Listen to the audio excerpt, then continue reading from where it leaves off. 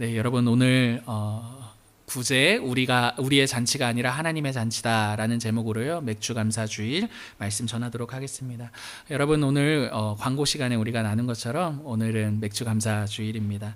그 맥주 감사절과 관련된 내용은요 제가 주보 칼럼에 적어두었어요. 그러니까 꼭 한번 꼼꼼하게 읽어보시면 좋겠습니다.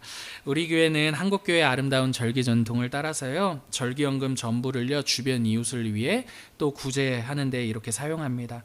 이번 절기연금은요 한부모 가정이면서 동시에 장애를 가진 자녀들을 이렇게 좀 양육하고 케어하는 분들을 위해, 그 가정들을 위해 사용하려고 하는데요. 어찌됐든 오늘 본문을 통해서요 이렇게 매번의 절기 때마다 이렇게 구제를 하지 않습니까? 그렇게 우리가 함께 행하는 이 구제에 대해서 좀 함께 생각해 보려고 합니다. 오늘 우리가 읽은 이 본문 보시면요 잔치와 관련된 내용이거든요. 한 바리새인이 있었어요. 근데 그 바리새인이 예수님을 자신의 집으로 초대해서 잔치를 열었습니다. 근데 여기서 잔치라고 하면 오늘 뭐 돌잔치라든지 그리고 뭐 결혼식 뭐 이런 이벤트, 1년에 한 번 있을 법한 그런 이벤트성 그런 잔치가 아닙니다. 여러분 여기서 말하고 있는 잔치는요 손님을 식사의 자리에 함께 초대해 함께 식사를 하는 그 내용을 잔치라 말하는 것입니다.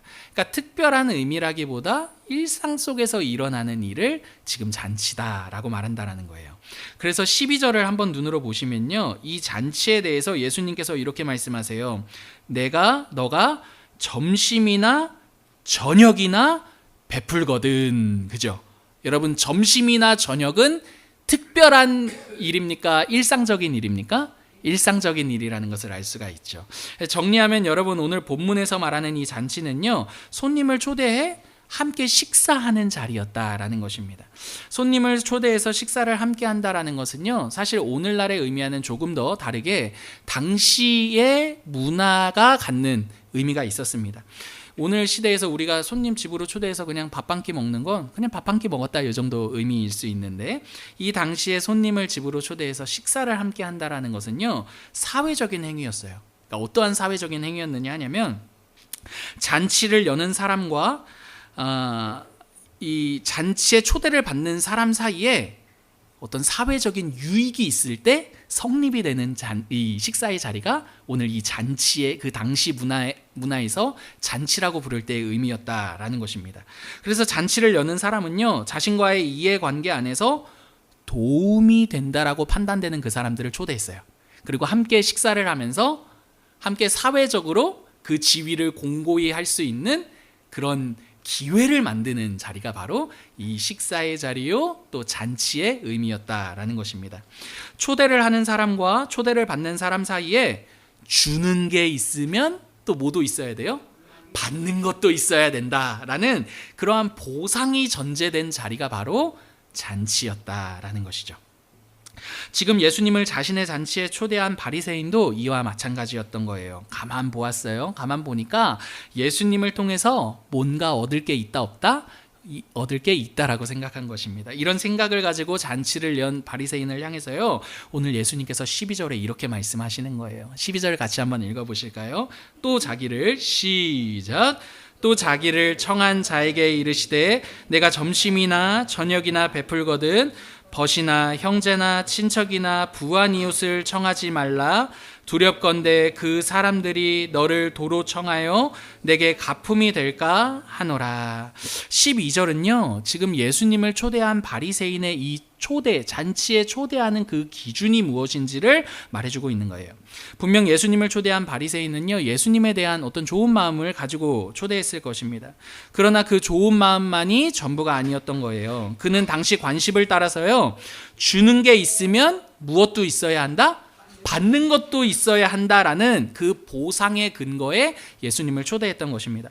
그래서 예수님께서는요 그 바리새인을 향해 12절에 이렇게 말씀하시는 거죠. 친구나 형제나 친척이나 돈이 있는 이웃을 초대하지 말아라 라고 말씀하십니다. 그들을 초대하지 말라라는 이유가 있어요. 이거는요 문자 그대로 친구, 형제, 친척, 돈 있는 사람, 그런 사람들 초대하지 마. 이거 문자 그대로의 그런 의미가 아니라요. 그들 모두는 공통점이 있죠. 어떤 공통점이냐 하냐면 바리새인 입장에서 내가 주는 게 있으면 받는 게 있겠지를 기대할 수 있다라는 공통점이 있다라는 거예요. 여러분 정리해 볼게요. 예수님께서는요, 자신이 초대한 바리새인의 동기를 아셨어요. 이는 비단 바리새인뿐만 아니라 그 당시 잔치를 여는 모든 사람의 일반적인 동기였다라는 거예요. 그래서 예수님께서 이렇게 말씀하시는 거죠. 12절에서 너는 만족스러운 보상이 오고 갈 수 있는 사람들만을 초대하는구나. 그런데 나는 너에게 말하는데 그렇게 초대하지 말아라. 그게 바로 12절의 내용이다라는 것입니다. 여러분, 이렇게 당시의 잔치의 의미는요, 철저하게 보상에 전제한 잔치였습니다. 내가 바라는 것을 돌려줄 수 있는 사람인지 아닌지, 내가 베풀었을 때 갚을 수 있는 사람인지 아닌지는 초대를 결정하는 데 있어서 굉장히 중요한 요소였다라는 거예요. 때문에 그들은 서로와 서로 간에 갚을 수 있는 사람인지 아닌지의 이 여부를 가지고 잔치를 열었고요. 그 잔치를 통해 더욱더 사회적으로 자신의 지위를 확고하게 만들었다라는 것이죠. 그리고 그 잔치 안에는 암묵적인 기대도 분명히 있었죠. 이런 배경이 있었기 때문에. 어떤 기대입니까? 내가 잔치를 베풀었으니 이제 내가 받을 수 있는 것은 무엇일까라고 말입니다. 그렇다면 여러분, 이러한 배경을 가지고 잔치에 대한 이제 우리가 이해를 마쳤으니까 이런 잔치에 대한 배경을 가지고 한번 이 잔치를 놓고 생각해 봅시다. 여러분, 이렇게 자신의 기대, 이런 동기로 잔치를 담아서 잔치를 열었을 때 필연적으로 그 잔치 가운데는 어떠한 일들이 일어날까요? 필연적으로. 여러분, 결론부터 말씀드리자면 내가 초대한 사람이 내 기대를 충족한다면, 보상이 돌아오는 게 있다면 그 사람은 받아들여질 수 있는 사람이라고 인정받을 거예요. 하지만 내가 기대한 것과 보상이 전혀 없어. 잔치를 열었는데 그 사람이 왔는데 전혀 별 볼 일 없는 사람이고 돌아올 것도 없는 사람이라면 그 사람은 받아들여지겠습니까? 받아들여지지 않겠습니까? 받아들여지지 않을 것이다 라는 것이죠. 여러분, 예를 한번 들어보죠. 여러분, 잔치를 연 사람이요, 잔치를 열었어요. 그리고 자신이 초대하면 이 사람도 나를 초대하겠지라는 기대를 가지고 잔치를 열었다라고 생각해 봅시다. 초대받은 여러 사람들 가운데 그중 한 사람은 잔치를 연 사람을 초대했습니다. 그렇다면 이 관계는 계속해서 이어질 수 있게 될 거예요. 근데 초대를 했음에도 불구하고 그 사람이 나를 초대하지 않아. 분명히 초대할 것이라는 기대를 가지고 초대했는데 초대하지 않아. 그럼 이 관계는 이어질 수 있습니까? 없습니까? 아마도 이어지기가 힘들 것입니다. 이는 단순히 초대를 했느냐 하지 않았느냐가 아니라요, 보상과 기대를 목적으로 연 잔치는요, 이를 충족하지 못할 때 관계가 이어지기 쉽다, 어렵다? 어렵다라는 것입니다. 잔치를 열었지만 사실은 이러한 잔치는 반쪽짜리 잔치라는 것을 생각해 볼 수가 있는 거죠. 왜 반쪽짜리 잔치일까요? 여러분, 왜냐하면 잔치는요, 모두가 함께 즐거움을 누리는 자리이기 때문입니다. 그렇죠? 그런데 그 잔치에서 보상과 기대가 큰 비중을 차지하고 이를 기준으로 결탁과 배제가 일어난다면 절대로 잔치라고 부를 수 없을 것입니다. 보상과 기대를 충족해야만 한다는 암묵적인 긴장과 부담이 존재할 것이기 때문입니다. 저 같은 경우는 이제 나이가 제 친구들은 다 결혼을 했는데 제 아내는 저보다 좀 어리잖아요. 그러니까 제 아내 친구들은 이제 막 결혼 많이 하거든요. 그러면 아내가 결혼식 할 때 저랑 제 아들 둘은 다 놓고 혼자 가요. 물론 뭐 혼자 자유 부인 하고 싶은 마음도 있겠지만 식대가 너무 비싸다는 거예요. 무슨 말인지 아시겠죠? 그러니까 여러분, 지금 이게 잔치인 것 같으면서 잔치가 아닌 잔치인 거예요. 그죠? 모두가 함께 즐거워하지 못해. 그죠? 그 값을 한 나만 즐기다 올게. 이렇게 되는 잔치. 여러분, 이런 잔치를 반쪽짜리 잔치라고 부른다라는 것이죠. 그렇다면 여러분, 잔치가 잔치다워지기 위해서는요, 여러분 어떤 요소가 필요할까요? 예수님께서 바리새인에게 이어서 하신 그 말씀을 통해 진짜 잔치다운 잔치가 무엇인지를 알 수가 있어요. 13절 같이 읽어보실까요? 13절 잔치를 시작. 잔치를 베풀거든 차라리 가난한 자들과 몸 불편한 자들과 저는 자들과 맹인들을 청하라. 예수님께서 말씀하시는 잔치에 초대할 사람들이 등장하는데 그럴 때 비로소 잔치가 잔치다워질 수 있다라고 말씀하시는 거예요. 그 사람들이 어떤 사람들입니까? 가난한 자들, 몸이 불편한 자들, 그리고 저는 자들, 걷지 못하는 자들, 그리고 맹인들. 맹인들입니다. 여러분, 이렇게 가난한 사람들과 장애를 가진 사람들을 초대하라 라고 말씀하신다라는 거죠. 여러분, 이는 문자 그대로요, 이러한 사람들을 초대할 때 비로소 잔치가 될 거야, 이런 수준이 아니라요, 이 진의는요, 잔치를 열었음에도 불구하고, 초대했음에도 불구하고, 그들이 왔음에도 불구하고 그 잔치를 연 사람에게 전혀 보상이 돌아오지 않을 그 사람들을 초대하라라는 의미라는 것이죠.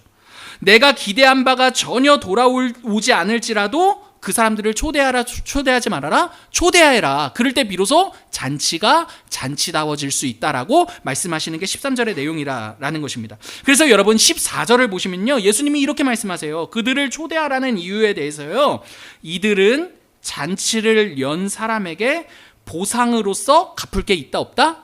없는 사람들이기 때문이다 라고 말씀하신다라는 것이죠. 여러분, 여기까지의 이 내용 이해되시죠? 예. 잘 따라오셔야 돼요. 여러분, 여기까지의 이 말을 그냥 듣고, 아, 예수님 참 좋은 말씀하셨다. 그래, 맞아. 여러분, 이렇게 그냥 쉽게 넘어가기 전에 이 말을 한번 곰곰이 생각해 보자고요. 잔치를 열었어요. 근데 가난한 자들, 장애를 가진 자들, 맹인들, 막 이런 사회적으로 뭔가 배제되는 사람들이 초대됐다라는 그 잔치를 한번 생각해 봅시다. 여러분, 만약에 그 사람들이 내가 연 잔치에 왔다라고 생각하면 여러분, 그 잔치가 어떨 것 같습니까? 여러분, 이게 그냥 예수님의 좋은 말씀이야, 아 맞아, 이렇게 넘기기에는 너무나 사실은 쉽지 않은 내용이다라는 거예요. 여러분, 일전에 제가 사역했던 교회에서요, 노숙자 한 분이요, 매주마다 교회에 오셨어요. 근데 그분이 그냥 일반 노숙자랑 좀 다르게 의지를 갖고 시설에도 들어가시고, 보통 노숙자분들은 시설이 있어도 안 들어가요. 답답하대요. 못 살겠대요. 길거리가 편하대요. 아무리 좋은 시설이라도 그 안에 들어가는 순간 답답해서 나오게 된다라고 하시더라고요. 근데 그분은 의지를 가지고 시설에도 입소하시고 자신의 삶을 질서 있게 뭔가 해가시는 분이었어요. 아, 그래도 뭐 행세나 뭐 냄새나 이런 건 여전히 달라요. 무슨 말인지 아시죠? 근데 그렇게 하다가 제가 이제 결혼할 때가 됐거든요. 이분이랑 막 이제 재밌게 얘기도 하고 잘 지내고, 매주마다 보니까 정들더라고요. 그래서 잘 지내시나 이러다가, 저 다음 주에 결혼한다, 이번 주에 결혼한다, 그러니까 내 결혼식에 와서 식사하고 가시라 이랬어요. 좋은 마음으로 말을 했어요. 근데 제가 며칠 이렇게 있으면서 한번 상상해보게 되는 거예요. 이분이 진짜 아무리 질서가 잡혀가는 중이라고 하더라도 행세가 다르세요. 일단 신발부터가 슬리퍼시고, 그죠? 한겨울에도 막 점퍼를 입고 다니시고, 한여름에도 두꺼운 잠바를 입고 다니시고, 그러면 자연스럽게 냄새도 다르다는 것 알고 계시죠? 근데 그분이 상상을 해보는 거죠. 식사하라고 했는데 그분이 진짜 이 결혼식에 오셨어요. 오셨을 때, 내가 과연 감당할 수 있을까? 막 이런 걱정이 스물스물 올라오기 시작하더라고요, 한 주 동안에. 여러분, 그렇게 죄인 보듯이 보지 마십시오. 여러분들은 안 그러실 것 같습니까? 여러분, 우리 모두가 그렇지 않겠습니까? 말은 했는데 그 한 주간 좀 고민이 되더라라는 거예요. 여러분, 한번 생각해 보십시다. 13절에 예수님께서 말씀하시는 가난한 사람, 몸이 불편한 사람들이 모이면 그 자리는 정말 잔치가 될 수 있을까요?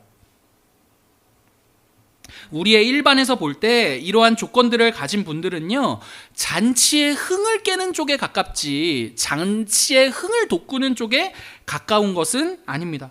그럼에도 예수님께서 13절을 통해서요, 잔치에 전혀 어울리지 않을 것 같은 그 사람들을 초대하라고 말씀하시는 이 말씀의 의도는 너무나도 분명합니다. 여러분, 왜 이렇게 말씀하시는 것입니까? 잔치의 진짜 의미는요, 너가 기대한 보상이 오고 가는 것이 아니라 보상을 뛰어넘는 즐거움이 있는 자리이다라는 것을 말씀하고자 하신다라는 것이죠. 그래서 예수님은요, 이렇게 말씀하시는 거예요. 잔치를 열어라.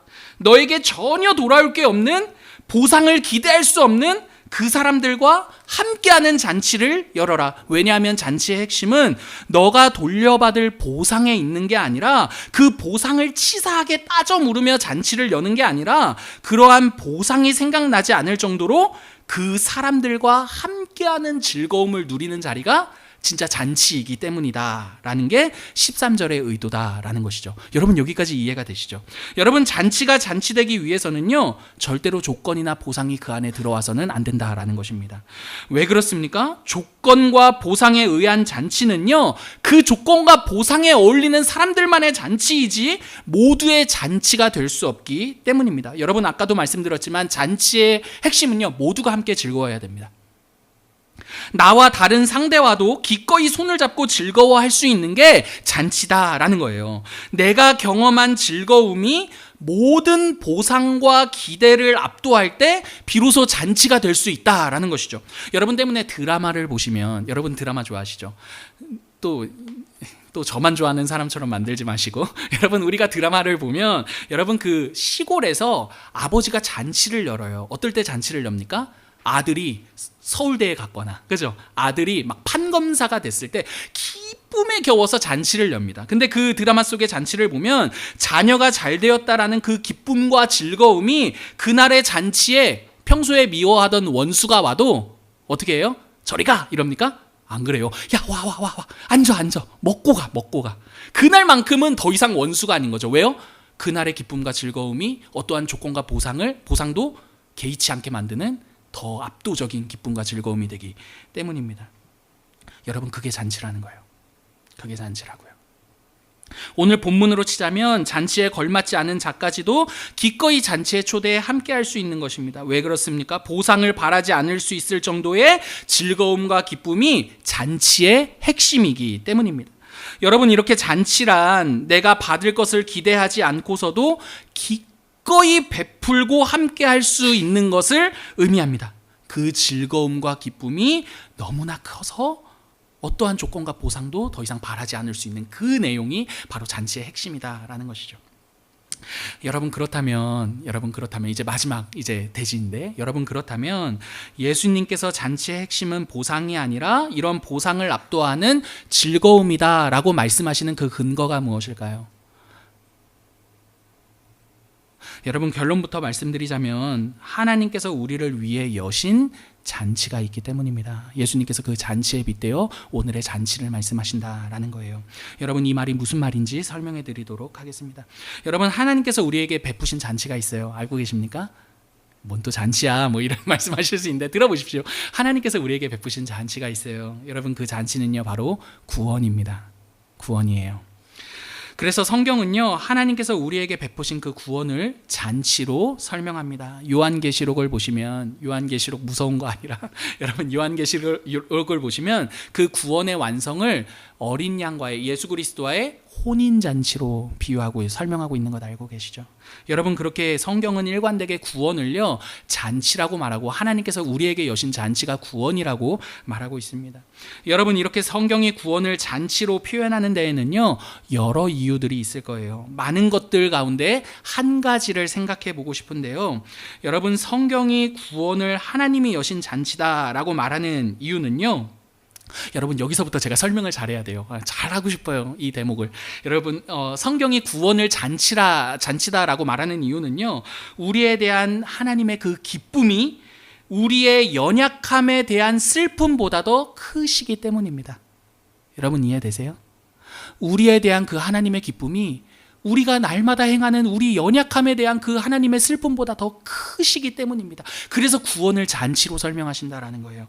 여러분, 우리가 신앙생활을 하다 보면 잘할 때가 많습니까? 못할 때가 많습니까? 잘할 때라고 누가 하셨어? 여러분, 우리가 신앙생활을 하다 보면 못할 때가 더 많습니다. 이따 오세요. 잘할 때 많다고 하신 분들 비결 좀 한번 들어봅시다. 여러분, 못할 때가 정말 너무나도 많습니다. 여러분, 제가 신방을 하다 보면 못한 얘기만 많이 듣습니다. 잘한 이야기보다 한 주간 못한 이야기만, 그리고 한 주간에 모여서 우리가 삶을 나누다 보면 한 주간 못한 이야기들 많이 합니다. 잘한 이야기보다 못한 이야기가 우리의 인생의 신앙의 여정에 더 많은 비중을 차지하고 있다라는 것을 우리가 생각해 볼 수가 있는 거죠. 못할 때가 많기 때문에요, 여러분, 우리가 잊어버리는 게 있어요. 무엇을 잊어버립니까?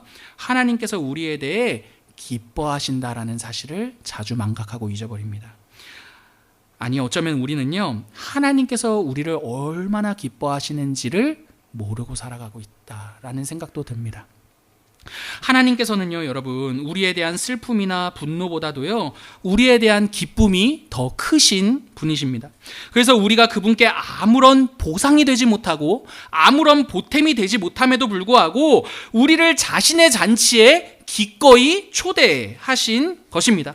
가난하고 몸이 불편한 자들을 잔치에 초대하라라고 하신 예수님의 말씀과 같이 하나님께서는 우리가 실패한 자라 할지라도, 우리가 버림을 받았다라고 생각할 수밖에 없는 그 상황에 있을지라도, 우리가 연약하고 너무나 변덕스러울지라도 그분은 우리를 부끄러워하지 않으시고요, 그분은 우리를 막 구박하지 않으시고요, 우리를 자신의 잔치에 초대하십니다. 하나님은 우리로 인한 슬픔보다도요, 우리로 인한 기쁨을 더 크게 느끼시는 분이시기 때문입니다. 우리로 인한 그 보상은 전혀 생각이 나지 않을 정도로 우리를 기뻐하신다라는 거예요. 여러분, 그 결과가 바로 예수 그리스도입니다. 우리에 대한 하나님의 기쁨은요, 하나뿐인 아들 예수 그리스도를 우리를 위해 보내주신 일을 통해 확신할 수가 있습니다. 때문에 바울이 로마서 5장 8절에서 이렇게 말하고 있어요. PPT 준비되어 있는데 같이 한번 읽어보겠습니다. 시작. 우리가 아직 죄인 되었을 때에 그리스도께서 우리를 위하여 죽으심으로 하나님께서 우리에 대한 자기의 사랑을 확증하셨느니라. 여러분 보세요. 우리가 아직 죄인 되었을 때 그리스도께서 우리를 위하여 죽으심으로 하나님께서 우리에 대한 자기의 사랑을 확증하셨느니라. 여러분, 하나님께서는요, 우리에 대한 기쁨이 너무나 크시기 때문에요, 우리를 보상과 조건으로 대하실 수가 없으셨습니다.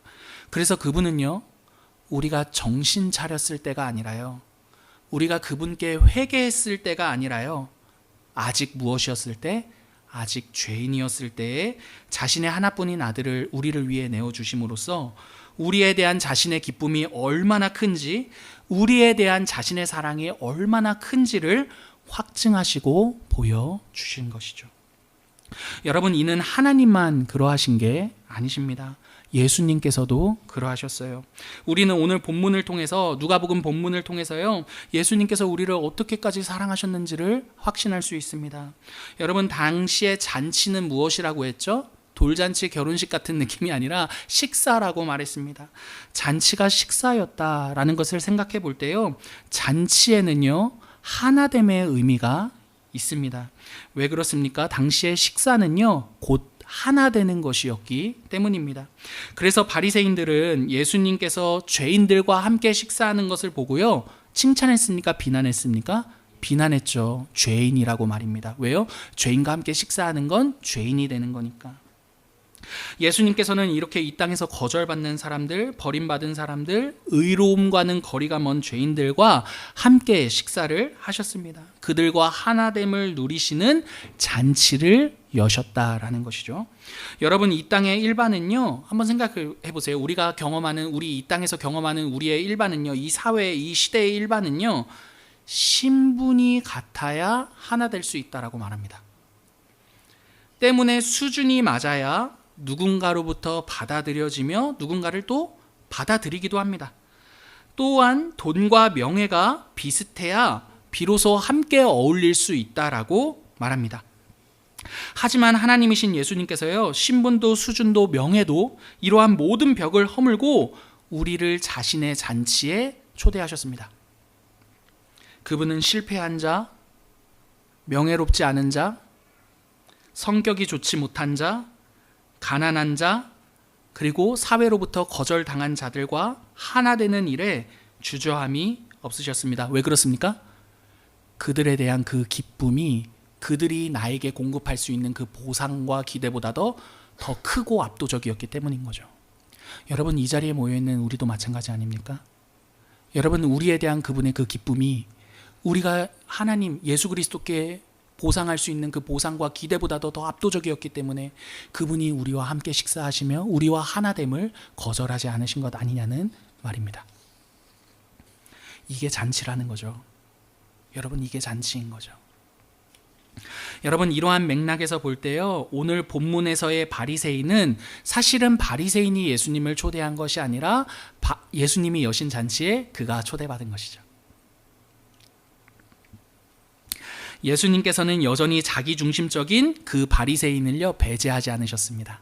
아직 죄인 되었을 때에 그를 찾아가 그와 하나됨을 누리셨죠. 여러분, 이게 무슨 말입니까? 바리새인에 대한 예수 그리스도의 기쁨이 바리새인이 현재 가지고 있는 그 연약함보다 더 압도적으로 크다라는 것을 우리에게 말해준다라는 것이죠. 여러분 너무나 놀랍지 않습니까? 저만 놀라울게요. 여러분 아무도 놀라지 않으셔도 돼요.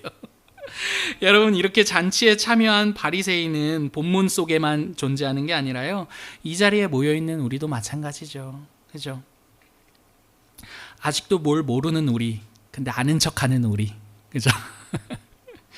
여전히 기고만장한 우리, 그죠? 절대 꺾이지 않잖아 우리의 고집은요, 그죠? 우리의 완고한 내가 옳아라는 그 마음, 언제나 내 의로움에 취해 있는 우리. 여러분 그러한 우리와 하나 되는 일을 부끄러워하지 않으시고요, 답답해하지 않으시고요, 그분은 우리를요 자신의 잔치에 초대하셨습니다. 왜 그렇습니까? 우리에 대한 예수님의 그 기쁨이요 우리의 못남보다 더 크시기 때문입니다. 여러분 아멘은 한 분만 하셨어. 여러분 저는요 여기까지의 이 잔치의 내용을 통해서요 우리가 맥주감사주의를 맞이해서 행하는 이 구제에 대해 이제 생각해 보고 싶어요. 여러분 이제부터 설교 시작이에요. 농담이고 이거 하면 끝이에요. 여러분 이제 구제에 관련된 걸 얘기하려고 오늘 본문에 대한 내용을 나눈 거예요. 여러분 우리가 매 절기마다 하는 구제 또는 그 틈틈이 도움이 필요하다고 할 때 이 행하는 이 구제가 무엇인지를 좀 생각해 보면 좋겠습니다. 왜냐하면 여러분 구제는요 예수님께서 우리를 위해 여신 잔치이며 또 우리를 통해 이웃에게 여신 잔치이기 때문입니다. 잔치의 이 핵심 내용을 통해서요 구제와 관련되어 두 가지 내용을 적용하고 마치고 싶은데요. 여러분 첫 번째는요 여러분 구제, 우리의 구제는요, 이 구제는요 우리가 구제한다가 먼저가 아니라요 우리가 구제받았음을 먼저 기억하는 행위입니다. 여러분 기억하십시오. 저를 따라해 보실까요? 구제는 우리가 구제한다가 아니라 먼저 우리가 구제받았음을 기억하는 것이다. 여러분 구제에 대해 첫 번째 내용을 기억하십시오. 여러분 우리 교회의 구제는요 내가 당신보다 형편이 낫네요, 그러니까 내가 당신을 도와줄 거예요. 여러분 이런 식의 구제가 아닙니다. 너무 밥맛 없는 구제예요. 그죠? 여러분 우리의 구제는요 그보다 더 본질적인 의미가 있습니다. 우리가 하나님께로부터 구제를 받았기 때문입니다. 여러분 우리가 여는 이 구제는요 우리가 여는 잔치가 아닙니다. 우리의 잔치가 아니에요. 하나님께서 여신 하나님의 잔치입니다. 만약 우리가 구제라는 우리의 잔치를 열었다면, 그게 우리의 잔치였다면 여러분 우리는 구제를 해놓고서도 거들먹거리게 될 것입니다. 내가 연 잔치에 너는 초대받은 사람이야, 뭐 이 정도의 태도라고 말이죠. 그러나 여러분 그렇지 않습니다. 하나님께서 구제라는 잔치를 우리를 위해 여셨으며 이웃을 향해 여셨습니다. 그 잔치에는 우리도 포함되어 있고요, 잔치에 초대된 자로 구제를 받은 자로 구제를 한다라는 게 우리가 하는 구제의 의미라는 거예요. 여러분 그럴 때 비로소 우리는 구제하고서도 교만한 자리나 우월한 자리가 아니라요 구제하고서도 겸손한 자리에 설 수 있게 되는 것입니다. 여러분 두 번째요 우리가 구제할 때 구제의 목적은 보상이 아닙니다. 저를 따라해 보실까요? 구제의 목적은 보상이 아닙니다. 여러분 구제를 하다 보면 우리도 모르게 우리 마음 안에 전부 다 우리가 바라는 보상 한 가지가 있다라는 거, 보상들이 누구에게나 있다라는 것 알고 계십니까? 그 사람의 형편이 도와주어야만 할 상황이어야 한다라는 이런 우리가 은연중에 갖고 있는 보상이 있어요. 예를 하나 들어볼까요, 여러분? 일전에 제가 섬겼던 교회에서 구제를 다 했어요. 구제함 키트를 마련해서 성도들이 조를 짜고 이렇게 그 키트가 필요한 이웃들에게 가가호호 방문해서 전달하고 왔거든요. 근데 다 이제 너무 감사합니다 막 이렇게 받은 거예요. 근데 그 중에 한 가정이 거기 놓고 가요 이랬다는 거예요. 했더니 그분이 그런 태도를 보고 돌아오는 길에 너무 이제 감당할 수가 없는 거죠. 근데 저였어도 열받았을 것 같아요. 제가 갔는데 놓고 가요 이러면 이 인간이 감사하다는 말은 하지 못할 만저 나를 뭐로 보고 막 이런 마음이 올라오지 않겠습니까? 그러니까 여러분 우리 마음 안에는 뭐가 지금 서려 있는 거예요? 보상과 기대가 서려 있다라는 거죠. 어떠한 보상과 기대입니까? 구제를 했는데 그 사람은 마땅히 감사한 태도를 가져야지. 또는 이 구제함 키트를 받는 그 가정이 적어도 내가 생각한 수준으로 가난해야지, 어려워야지. 이런 우리 안에 우리도 모르는 이런 보상의 심리를 가지고 있다는 거예요. 내가 구제할 그 사람이 적어도 이렇게 감사한 마음은 가져야지, 또는 형편이 나보다는 어려워야지 라는 그런 기대와 보상을 가지고 구제에 참여한다는 것이죠. 그러나 여러분, 우리가 구제하는 목적은요, 보상에 있지 않습니다. 여러분, 그러한 마음이 있지 않아요. 구제를 한 후에 그 사람이 우리에게 감사하지 않아도 괜찮습니다. 혹은 우리보다 형편이 어렵지 않아 보여도 괜찮습니다. 왜 그렇습니까? 우리의 구제의 목적은요, 보상이나 우리의 기대가 성취되는 것이 아니기 때문인 거죠. 여러분, 우리 구제의 목적 안에는 이러한 내용이 있는 거예요. 들어보십시오. 당신이 어떠한 형편에 있든지, 당신이 어떠한 반응을 보이든지, 당신에 대한 하나님의 사랑은 오늘도 여전하다, 여전하지 않다? 오늘도 여전하십니다. 여러분, 이게 우리 구제의 내용과 의미가 되기 때문이에요. 여러분, 저는 우리의 구제가요, 설령 누군가가 우리의 구제를 속이거나 이용했다 하더라도요, 뭐야, 어떻게 그럴 수 있어, 그러니까 구제 잘 선별해서 해야지, 여러분, 이렇게 우리의 마음을 막 더 표독스럽게 만들고 더 조건을 까다롭게 만드는 그런 태도를 취하게 되는 것이 아니라요, 그렇게 잔치에 합당하지 않은 사람인 거잖아요. 그렇게 잔치에 합당하지 않은 그 사람에게까지도 잔치의 기쁨을 기꺼이 전달할 수 있는 게 기독교 신앙이며 하나님의 사랑이라는 것을 우리 모두가 기억할 수 있었으면 좋겠습니다. 무엇보다 하나님에 대한 그 즐거움이요, 그렇게 우리의 구제를 설령 속인다 할지라도, 그러한 사람일지라도 우리의 구제를 막을 수 없어. 왜냐? 우리는 하나님에 대한, 하나님이 우리에게 베푸신 그 구원에 대한 기쁨과 즐거움이 너무나 크기 때문에, 여러분, 이런 태도가 우리의 태도가 되었으면 좋겠다라는 거죠. 여러분, 바리새인이 정신을 차리지 못했을 때 예수님께서 바리새인에게요, 이 인간 봐라, 아직도 감사할 줄도 모르고, 여러분, 그렇게 말씀하지 않으셨습니다. 그분은 자신의 잔치에 그 감사할 줄 모르는 바리새인, 여전히 의롭다고 생각하는 바리새인, 예수님을 속여서 잔치에 초대한 그 바리새인을요, 배제하지 않으셨습니다. 여러분, 바리새인만이 아니에요. 오늘 이 자리에 모여있는 우리도 동일합니다. 그분께 보상과 조건을 충족해서 이 자리에 모인 분이 계십니까? 여러분, 아무도 없잖아요. 아무도 없잖아요. 근데 우리는 왜 우리의 구제를 받는 그 사람을 향해 여전히 보상을 요구하고 조건을 기대하고 있는 것입니까? 우리는 그렇게 값없이 사랑을 받아놓고서요. 그러므로 사랑하는 성도 여러분, 우리의 구제가 좋은 일을 하고서요, 그 보상 기준에 합당하지 않는 그 사람들을 보며 실망하는 구제가 되는 것이 아니라요, 도리어 저는 그분의 잔치가, 그분의 구제가 이토록 풍성하다라는 것을 우리가 더욱더 깊이 깨닫고 알아서요, 야, 이렇게 합당하지 않은 자까지도 하나님이 손을 펼치신단 말이야. 도리어 그렇게 더 적극적이고 그분의 아름다우심을 더 크게 바라볼 수 있음으로써요, 이 기쁨으로, 그 기쁨으로 우리의 구제가 이어질 수 있었으면 좋겠습니다. 말씀을 마치겠습니다. 사랑하는 성도 여러분, 오늘 맥주감사절입니다. 맥주감사주일이에요. 하나님께서 한 해의 처음 열매, 이게 농경사회와 맞물려서 진행이 되는 건데, 주보칼럼 꼭 읽어보십시오. 여러분, 구약의 맥주절을 지키자 그 얘기 아니에요. 그 정신을 이어 오늘 그리스도께 성취된 정신을 우리가 함께 기뻐하며 즐거워하는 절기인데, 숨이 찹니다, 여러분. 여러분, 이 절기에 행해지는 이 구제가요, 여러분, 여전히 보상과 조건을 뛰어넘어 여전히 우리를 향해 자신의 사랑을 멈추지 않는 그분의 잔치를 여는, 그분의 잔치를 함께 우리 모두가 누릴 수 있는 그런 절기의 구제가 될 수 있었으면 좋겠습니다. 우리 모두의 마음 안에요, 우리를 사랑하신 하나님의 그 사랑이 가득해서 그 즐거움으로 잔치에 참여하시는 저와 여러분 되기를 간절히 기도합니다.